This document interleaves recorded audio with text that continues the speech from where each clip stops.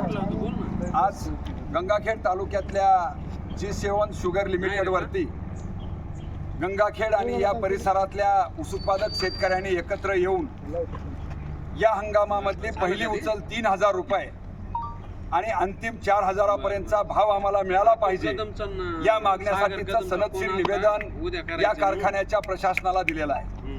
या अनुषंगानं योग्य तो निर्णय ज्या पद्धतीनं इतर कारखान्यांनी पहिल्या उचल्या घोषित केलेल्या आहेत या पद्धतीनं या कारखान्यानं सुद्धा ताबडतोब पहिली उचल घोषित करणं हे अपेक्षित आहे, कारण हंगाम सुरू होऊन 1 महिन्यापेक्षा जास्त कालावधी झालेला आहे।